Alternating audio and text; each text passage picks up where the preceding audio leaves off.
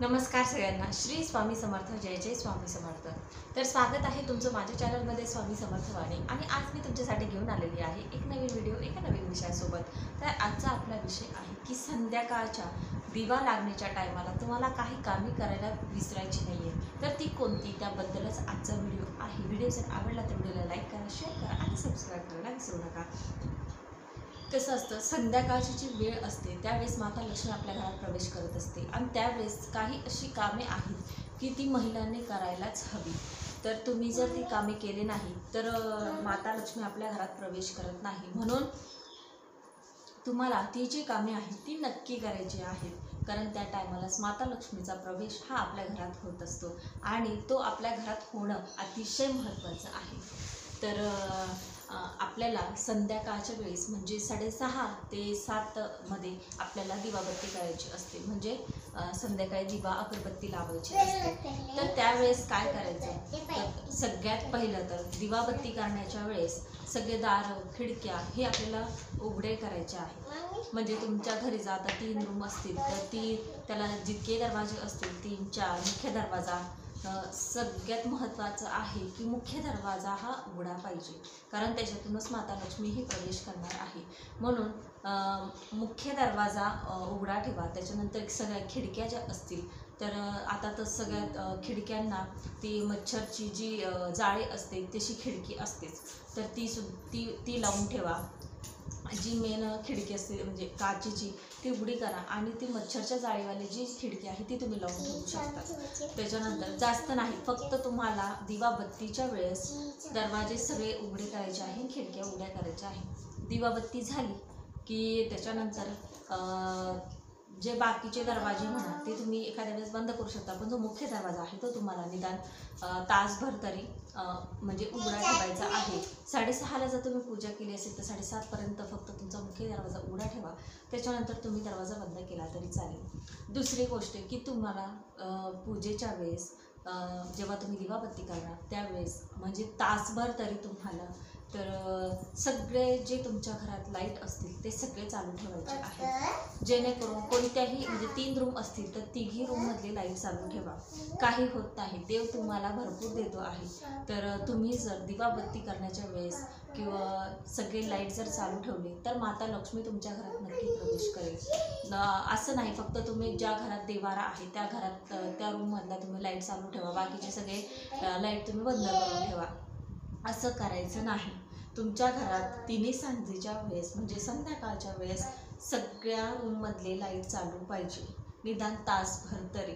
आपल्या घराच्या बाहेर आपण एकदा लाईट लावलेला असतो तो सुद्धा चालू ठेवा आणि तुमच्या घरात जितके रूम असतील तर फक्त तासभर फक्त ते लाईट चालू ठेवा. त्याच्यानंतर तुम्ही ते लाईट बंद करू शकता, पण तुम्हाला तासभर तरी सगळे लाईट चालू ठेवायचे आहेत. ही एक गोष्ट तुम्ही लक्षात ठेवायची.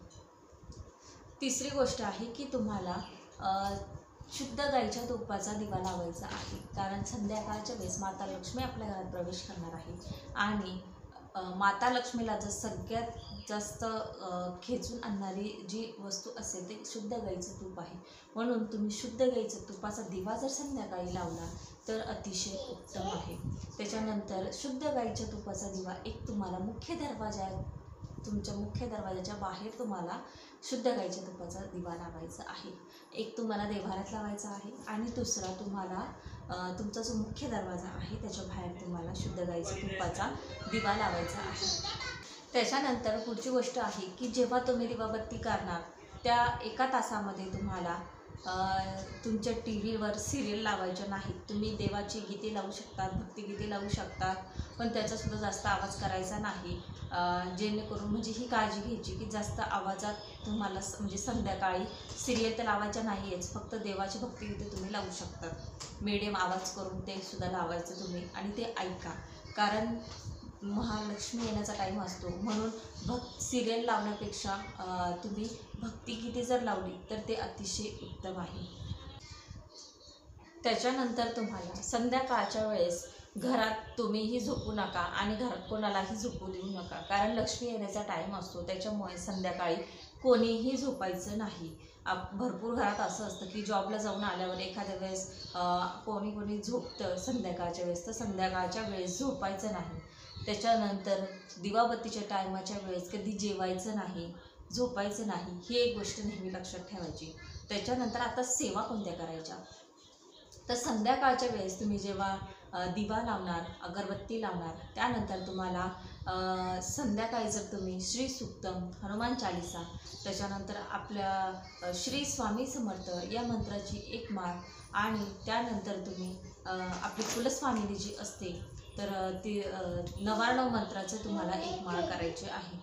ओम ऐं ह्रीं क्लीं चामुंडाय विच्चे या मंत्राची तुम्हाला एक जपमाळ करायची आहे.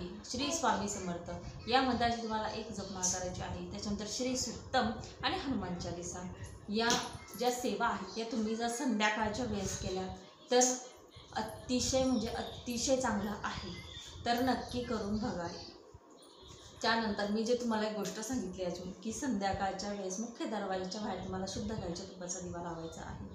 तर हे सुद्धा तुम्ही महिनाभर करून बघा, तुम्हाला नक्कीच फरक जाणवेल. अजून एक गोष्ट की दिवा लावल्यावर, अगरबत्ती लावल्यावर, या सेवा झाल्यावर सगळ्यात नंतर तुम्हाला घरामध्ये कापूर जाळायचा आहे.